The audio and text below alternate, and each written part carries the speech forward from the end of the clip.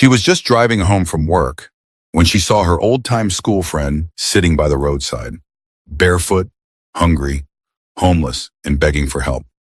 Out of pure compassion, she stopped, picked her up from the street, gave her food, shelter, and even secured her a job at the same company where she worked. But what happened next will break your heart. The same friend she rescued turned against her. Behind her smile was envy. Behind her "thank you" was a knife. She betrayed the very person who gave her a second chance and tried to destroy her completely. Will she succeed? Well, sit back and watch. Let's find out from this story of grace, envy, and poetic justice.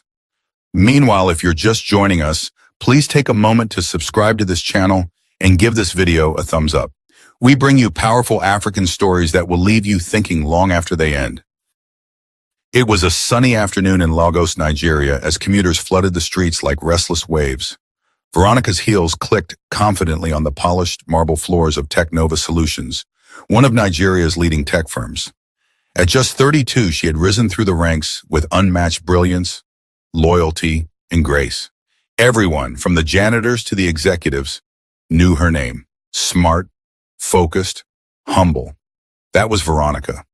She stepped into her sleek black Corolla, adjusting her brown shoulder-length braids as she prepared for the familiar chaos of Third Mainland Bridge traffic. It had been another long day at work, but her heart was light. Her team just secured a major client, and her boss, Mr. Femi, had hinted at a coming promotion. But fate had other plans that night. As she slowed to a halt near Bergera, her eyes caught someone, amid the sea of bodies weaving between cars. A woman, thin, ashy, shivering in torn clothes and barefoot. She held a plastic bowl, begging for change, her lips quivering with the soft, hopeless chant. "Ah, beg, anything for the boys, anything." Veronica's brows furrowed. She looked again, harder this time. There was something familiar in that face. Behind the dirt, the weariness, in the sunburned skin. Her heart stopped. "Wait," she whispered, quickly pulling over beside the pavement. She wound down her window and stared. "Amaka?" The woman turned slowly. Veronica gasped. "Amaka! It's me. It's Vero, from Unilag." Amaka blinked in confusion.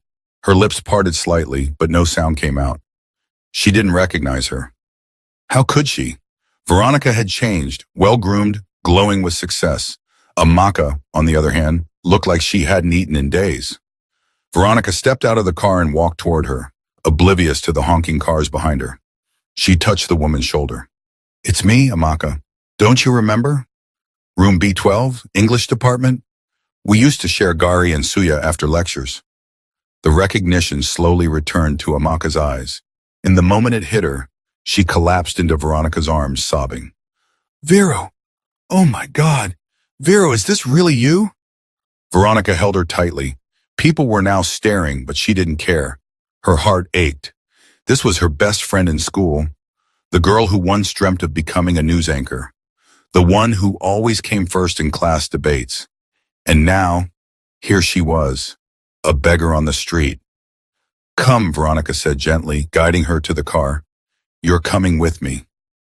The ride home was silent. Amaka stared out the window, too ashamed to speak, while Veronica stole glances at her, heartbroken. Back at Veronica's two-bedroom apartment in Ogudu, Amaka couldn't believe what she saw. It wasn't just the fancy furniture or the scented candles. It was the warmth, the welcome, the dignity. Veronica ran her a warm bath, laid out fresh clothes, and served hot jollof rice with grilled chicken. Amaka ate slowly at first, tears sliding down her cheeks. When her stomach was full and her body clean, she finally spoke. "After school," Amaka began softly, "everything went wrong. My father died 2 months after my inweski. I lost the job he helped me get. I tried small business. It collapsed. Then rent came. Then sickness. Then hunger." Veronica listened, fighting back tears. She reached for Amaka's hand. "You're not going back to that street. I won't let you." Amaka stared at her with a mix of disbelief and gratitude. "But why are you helping me? After all these years?" Veronica smiled. "Because you were my sister once, And you don't abandon your sister, no matter what life throws at her. They hugged, and in that moment, Amaka's tears were not just from suffering, but from the warmth of a friendship that still lived. What Veronica didn't know was that the same tears she was comforting would one day come for her blood. By morning, the first rays of the sun slipped through the curtains and onto Amaka's sleeping face. Veronica stood at the door, watching her friend curled on the guest room bed, wearing a soft pink nightdress she had borrowed. For a moment, Amaka looked peaceful, like the girl she once knew in university. Veronica sighed. She walked into the kitchen, made yam and egg sauce, and brewed a pot of tea. The aroma pulled Amaka out of bed. As she stepped into the dining room, blinking, she whispered, "I thought I was dreaming." Veronica smiled and pushed a chair out for her. "It's real. Sit, eat. You need strength." Amaka hesitated. "Vero, I don't deserve this kindness." "Shh," Veronica interrupted, placing the tea beside her. "You deserve to be treated like a human being. You're not alone anymore."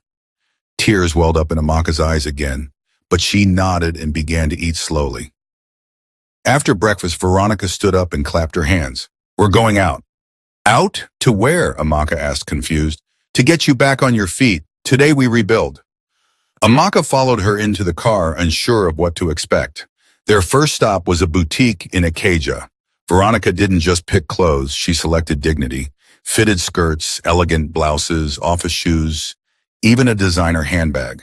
Amaka tried to protest, but Veronica waved her off. "I won't let you go back to the streets.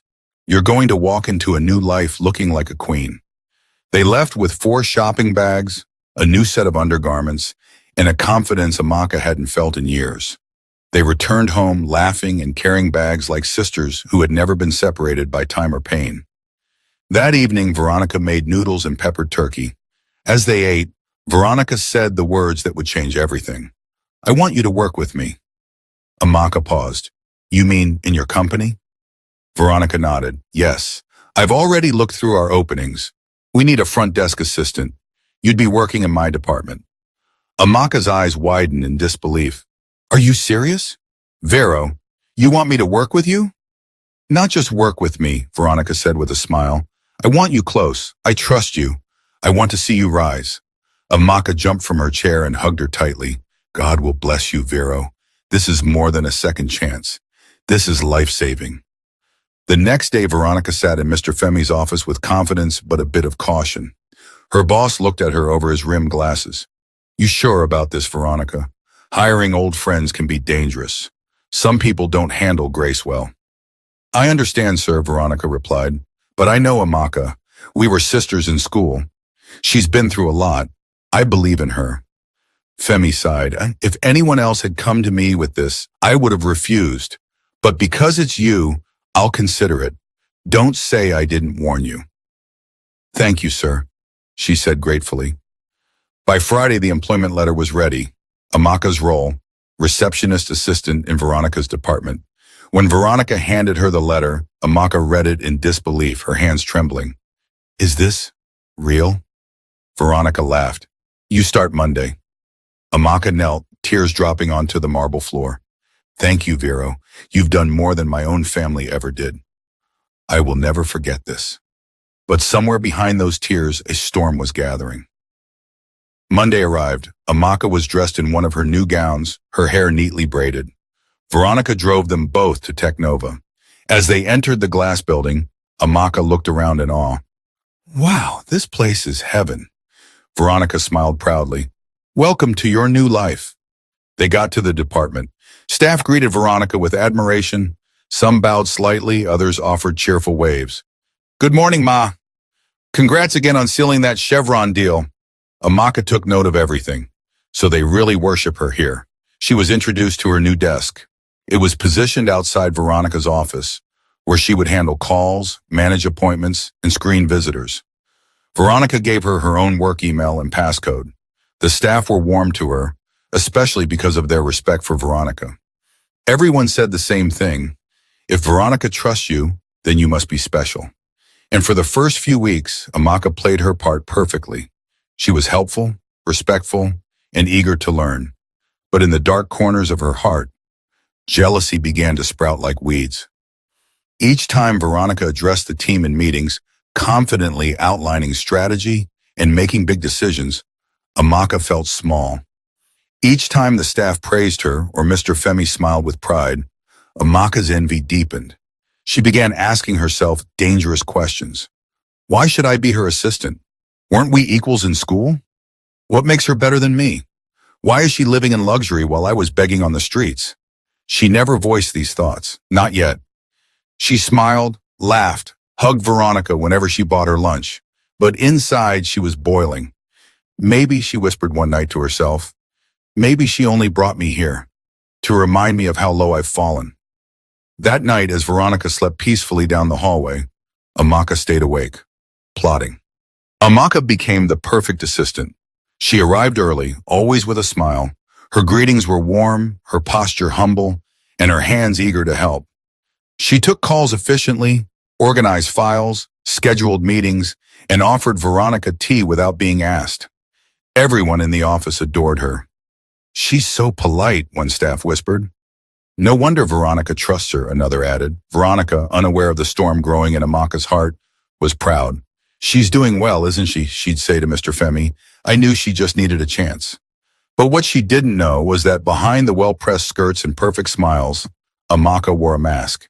And each day it slipped off a little more when no one was looking. Amaka had begun to study Veronica like a scientist observing a lab rat. She knew what time Veronica arrived, what coffee she liked, her favorite perfume, and even the name of the man Veronica was secretly seeing. But most importantly, Amaka was learning how the company worked, who had power, who whispered behind closed doors, and where the weak links were. At home, she smiled. At work, she obeyed. But in her heart, bitterness fermented. She's not smarter than me, she muttered one night, staring at Veronica's framed picture on the wall. She's not better than me. Why is she my boss? The more she watched Veronica succeed, the more Amaka felt humiliated. Every time Veronica was praised, it echoed in Amaka's head as mockery. See what you could have been if you were good enough. But what hurt her most was that Veronica never made her feel lesser. That kindness enraged her even more.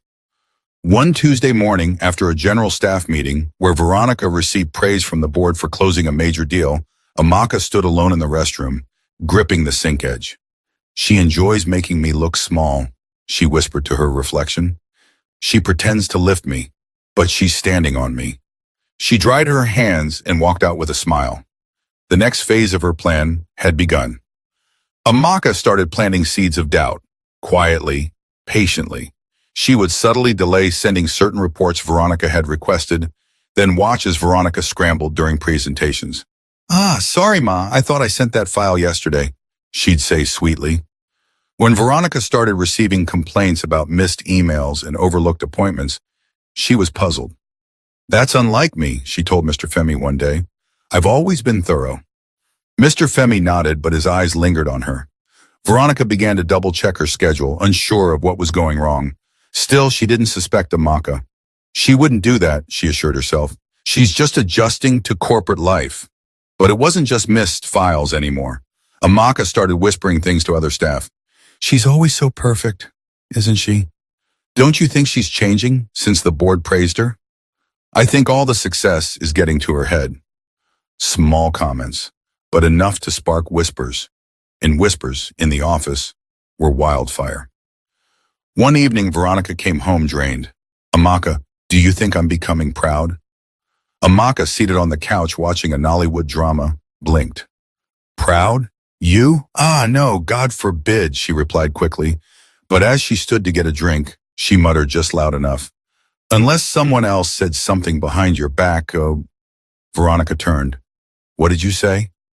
Nothing, and Amaka smiled. Don't mind me. Veronica shook her head and went to her room. But the seed had been planted. Days passed and Amaka realized something. Veronica was hard to bring down. Despite her sabotage and gossip, Veronica still found ways to shine. Her work ethic was unmatched, her loyalty to the company undeniable. That's when Amaka decided to escalate. One Friday during lunch break, Amaka entered Mr. Femi's office, eyes filled with concern. Sir, I don't know if I should say this, but I can't keep it to myself anymore. Mr. Femi looked up. What's wrong? Amaka hesitated, then said slowly, I think Veronica is taking money from the company. The silence in the room thickened. Mr. Femi frowned. What are you talking about? I noticed some discrepancies in project funds. She tells me to delete certain expense reports. I didn't want to believe it, but I feel guilty. Mr. Femi leaned back in his chair, studying her. He didn't say a word. Please don't tell her I said anything, Amaka added quickly. I love her like a sister, but I also love this company. Mr. Femi nodded. Thank you, Amaka. I'll handle it. As she left the office, Amaka's lips curled into a wicked smile. It's done, she thought. That evening, Veronica was called to Mr. Femi's office. Her hands were slightly trembling. She hadn't done anything wrong, but the weight of the recent confusion at work was getting to her. Veronica, Femi said calmly, I've received some serious allegations about your conduct. Veronica's eyes widened. Sir? Misappropriation of funds, a breach of company policy. Veronica stood frozen. Sir, I would never. Mr. Femi raised a hand. That's all I need to hear. You'll get my decision next week. Veronica left the office in a daze. That night she couldn't eat, and Amaka pretended to be shocked. Maybe someone is trying to sabotage you, she offered with innocent eyes. Veronica sat on the couch, head buried in her hands. I don't understand how things went wrong, she whispered. I've given this company my best. Amaka sat beside her. Don't worry, everything will be fine. She rubbed Veronica's back gently, but inside her mind, she was already wearing Veronica's crown. By Monday morning, a thick tension hung in the air at Technova Solutions. Veronica arrived in her usual grace, clad in a navy blue blouse and black slacks, her braids tied back neatly. But her smile had faded. Her steps were heavy. Since the shocking conversation with Mr. Femi, she had barely slept. Her mind ran wild with questions. Who would accuse me of stealing? What records are they referring to? How could this happen? As she entered the building, colleagues greeted her with their usual warm smiles. But now, behind the smiles, she noticed something new. Whispers, side glances, suspicion. And Amaka? She was glowing. Dressed in a wine-colored dress Veronica had gifted her, Amaka floated around the reception like a queen in waiting. She handed out files efficiently, greeted staff like an old pro, and even offered to take on Veronica's overdue scheduling tasks to lighten the load. Veronica, you look tired, Amaka said that morning with a gentle voice. Maybe take a break. I'll hold things down. Veronica forced a smile. Thanks, Amaka. I'm okay. But deep in her spirit, something was wrong. Very wrong. That afternoon, Mr. Femi called for a management meeting. Veronica sat beside department heads and core team leads. When she spoke, she noticed some of the managers shifting in their seats, distant, hesitant. Her proposals weren't receiving the usual excitement. Amaka, seated outside the glass-walled conference room, watched with growing pride. They're already turning on her, she thought. By now, the rumor had traveled. Amaka had whispered it carefully into the ears of select staff. I feel bad saying this, but I don't think Veronica's hands are clean. And that was enough. Days turned into a week. Mr. Femi had grown unusually cold toward Veronica. Meetings were shorter, feedback was clipped. Still, Veronica kept working. She stayed late to double-check project accounts. She combed through every file Amaka had handled. But something didn't add up. That's when she noticed a document misfiled under internal projects. It was a proposal letter, stamped and signed with her name, but she had never seen it before. Her stomach tightened. She printed it and rushed to Mr. Femi's office. Sir, she said, breathing fast, I never approved this. Mr. Femi took the paper calmly. Interesting. It has your signature. I know, but that's not mine. He didn't respond. Veronica left the office with her head spinning. She wasn't just being sabotaged. Someone was forging her name. Back at her desk, she confronted Amaka casually. Did you submit a proposal under my name last week? Amaka blinked innocently. Me? No, oh. Why would I do that? You've had access to all my documents, Veronica said carefully, and I found one with my name on it. One I never wrote. Amaka laughed, touching her chest. Vero, please. You're scaring me. You think I would do that to you? Veronica didn't respond. Something in Amaka's eyes had changed. There was no more fear, no more gratitude, just coldness behind a friendly mask. Later that night at home, Veronica stood in her kitchen, staring into a cup of tea she hadn't touched. Amaka was in the living room watching a sitcom and laughing out loud, as if nothing was wrong in the world. The absurdity of it all made Veronica want to scream. I brought her in. I gave her my home. I trusted her. And now she's trying to destroy me. She decided she would no longer stay silent. The next morning, Veronica walked into Mr. Femi's office with a folder. Sir, she said, voice firm, I want you to investigate the files handled by Amaka. I have reason to believe she has been tampering with company records, possibly forging my signature. Mr. Femi looked at her long and hard. Then slowly he smiled. I'm glad you said that, he said. Veronica frowned. Why? Because I've been investigating already. Her heart skipped. You have? Femi leaned back in his chair. Veronica, I know you. You've worked here for 6 years. You've never made a single financial error. You've brought this company more clients than any other staff. When the accusations came in, I didn't believe them, but I couldn't ignore them either. So I did what a good leader does. He pulled open his drawer and revealed a small recorder and a stack of printed chat logs. Amaka's phone, he said. We cloned it. Veronica gasped. Mr. Femi continued. She's been leaking internal documents, framing you, and even trying to plant data that suggests you were diverting funds to an offshore account. Veronica's knees went weak. But why didn't you tell me? I had to be sure, and now I am. He stood and handed her a sealed envelope. Tomorrow we're having a general staff meeting. You and Amaka will both receive letters at the same time. I want you to open yours in front of her. I want the truth to be public.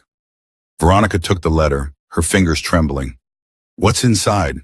He smiled. Justice. That night, Veronica returned home to find Amaka preparing dinner. She hummed as she stirred egusi soup in the kitchen. Veronica stood at the doorway, watching her for a moment. The girl she once loved like a sister, now nothing more than a snake in borrowed skin. Veronica, welcome. You look tired, Amaka chirped, wiping her hands. Veronica nodded slowly. Yeah, it's been a long day. You'll feel better after food. I made your favorite, Amaka said sweetly. Veronica smiled faintly. Let's see how tomorrow goes. Amaka tilted her head. What's happening tomorrow? Veronica walked past her without answering. Tomorrow, everything would change. Tuesday morning arrived with the heaviness of a storm. The skies above Lagos were gray and brooding. Rain had fallen lightly during the night, and the roads shimmered with dampness. Inside Technova Solutions, however, the real storm was still gathering. Veronica stood before her mirror, dressed in a simple but elegant navy blue gown. Her hair was neatly packed in a low bun, her lips bare of makeup. She wasn't going to war with beauty. She was going with truth. As she adjusted her ID card around her neck, she stared into her own reflection. Today, everything changes. Amaka, meanwhile, was having the best morning of her life. She woke up humming. She wore Veronica's expensive beige blouse and paired it with a fitted black skirt. Her heels clacked joyfully across the tiled floor as she moved about the house. She made toast, brewed coffee, and even whistled while applying lip gloss. She had dreamt about this day for weeks. Finally, she whispered to herself, they'll see she's not so perfect. She had rehearsed her reaction. She imagined Mr. Femi calling her into the office, thanking her for her courage and loyalty to the company. Maybe he'd even offer her Veronica's position. Maybe, just maybe, her face would be on the next staff bulletin as Employee of the Month. She laughed. You lifted me, Vero, just to place yourself above me. But today, I'll return the favor. At 10 a.m. sharp, a message buzzed across the company network. All departmental heads and assistants are to report to the boardroom immediately. Attendance is mandatory. Veronica's heart beat a little faster. She reached for the envelope Mr. Femi had given her the day before and slid it into her handbag. She took a deep breath and headed out of her office. Amaka was already on her feet when Veronica passed by. Big meeting today, oh, she said with a sly grin. I hope everything is okay. Veronica smiled. Everything is exactly how it should be. The boardroom was filled with staff, executives, department leads, and top-level assistants. Mr. Femi stood at the head of the long table, flanked by two HR officials. He looked stern, quiet, composed. Veronica sat at one end. Amaka boldly took the chair closest to the head, just 2 seats from Mr. Femi. Some staff exchanged glances at her confidence. A few minutes passed. The room settled. Then Mr. Femi spoke. We're gathered here today to address a serious matter, a matter that concerns the integrity of this company. The room fell silent. He turned to the side and gestured to his assistant, who handed him 2 white envelopes. Veronica's heart began to race. She looked up slowly as Femi moved across the room. He handed one envelope to Amaka, the other to Veronica. Please, he said, open them. The sound of tearing paper filled the air. Amaka's eyes scanned the page with anticipation. Her lips slowly curled into a smile. But then, her smile began to fade. Her eyes twitched. She read the letter again and again. This is a formal notice of your immediate termination due to evidence of unethical conduct, breach of internal trust, and attempted sabotage of a senior staff. Her hands began to shake. She looked up sharply, straight into Mr. Femi's eyes. Sir, this must be a mistake. He raised a hand. It is no mistake, Miss Amaka. The entire room turned toward her. Murmurs rippled. Mr. Femi walked back to the front. Let me explain, he said calmly. A week ago, serious allegations were brought against Miss Veronica. Allegations that implied fraud, misconduct, and misappropriation of funds. These were serious claims, and out of fairness, I opened a quiet investigation. He looked straight at Amaka now, his tone hardened. What we found shocked us. He pulled out a folder. Amaka, you used your access to forge documents, tamper with project reports, and manipulate records to frame Veronica. You even created a fake email thread under her name. But we retrieved everything, including voice notes, including chat backups from your phone. Gasps filled the room. Amaka's lips parted, but no words came out. She turned to Veronica, eyes pleading. Vero, I can explain. Please. I didn't mean to. Veronica opened her own letter. It was short, simple. Promotion to Assistant Director of Innovation and Development. A loud applause broke out in the room. Veronica's hands trembled, but not from joy, from heartbreak. She stood slowly and turned to Amaka. You ate my food, slept in my house, wore my clothes, sat at my table, and all the while you were sharpening a knife. Amaka broke into tears. Please, Vero, forgive me. I didn't mean to hurt you. I was just tired of being under you. You weren't under me, Veronica said, voice steady. You were beside me. I never looked down on you. You just refused to look at me without envy. Mr. Femi nodded to security. Escort her to Actor. 2 security men stepped forward, but Veronica raised her hand. No need, she said quietly. Let her go. Let her walk out the same way I found her, from the street. Amaka didn't speak again. She picked up her handbag slowly, her face drenched in tears, and walked out past the same people who had admired her, past the very office that once gave her hope. The hallway seemed longer than usual. Every step echoed with shame. Veronica stood still, the room spinning slowly around her. She had won. She had been vindicated, but her heart, it ached. A part of her still remembered the Amaka who held her hands during exams, who cheered for her when she gave a speech on stage, the Amaka who once braided her hair and called her sister. But that Amaka was gone, and in her place was a stranger with a dagger. The office buzzed with conversation long after Amaka's exit. Some shook their heads in disbelief. Others whispered in corners trying to make sense of it all. But one thing was certain. Veronica had been vindicated, and Amaka's betrayal was laid bare like a rotten fruit split open in public. Veronica, though now promoted, sat quietly in her new office. The sunlight streamed through the musty glass windows, touching her polished desk and fresh nameplate. But her heart wasn't celebrating. The letter in her hand still trembled slightly. She stared at the chair across from her, the one Amaka used to sit in. She remembered the night she found her on the street, the way Amaka had looked at her with helpless, tearful eyes. She remembered the promises, the hugs, the prayers. She had believed every single one. Now it all felt like a cruel joke. She wasn't just jealous, Veronica whispered to herself. She was plotting my downfall under my roof. A soft knock pulled her from her thoughts. Mr. Femi stepped in with a small smile. You did well, he said gently. Not just with work, but with how you handled this. Veronica looked up at him. I don't feel victorious, sir. I know, he replied. Betrayal never feels like a win. She nodded, her throat tightening. She was like my sister. Mr. Femi paused, then said, sometimes the knife that cuts us doesn't come from a stranger. It comes from someone we once trusted with our whole heart. Veronica swallowed hard. I wish I had never picked her up that night. No, he said softly. You did the right thing. You offered her a hand. She chose to spit in it.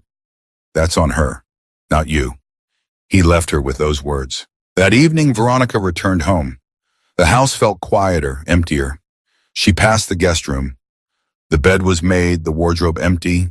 A single scarf Amaka had left behind still hung on the door. Veronica touched it, then let it fall to the floor. Her phone buzzed, a message from the gatekeeper. Madam, 1 woman day for outside. She carry Ghana must go bag. She say make I tell you she dey go. She just want tell you sorry. Veronica didn't reply. She looked out the window. Down the road, she saw Amaka standing by the junction. Same bag she came with, same broken shoes. But her shoulders, they were hunched now, like someone carrying the weight of her own choices. Veronica didn't cry. She didn't wave. She simply whispered, go in peace, Amaka. Back to the street you came from. And with that, she closed the curtain and closed the chapter. This story teaches us that it is not every hand you lift will lift you back. Some will strike when you least expect it, but never regret being good. Veronica's story teaches us that kindness is not weakness. Love is not foolishness. And betrayal, no matter how quiet, will always echo in time. Beware of those who clap when you fall, but smile when you rise. Help people, but don't close your eyes while doing it. Love people, but don't lose your discernment. And if they stab you with the same hand you fed, walk away with grace, not bitterness, because grace never loses. Kindness is not weakness, but envy is a silent killer. I hope you enjoyed this story. Please share your thoughts and tell us what learned in the comments section.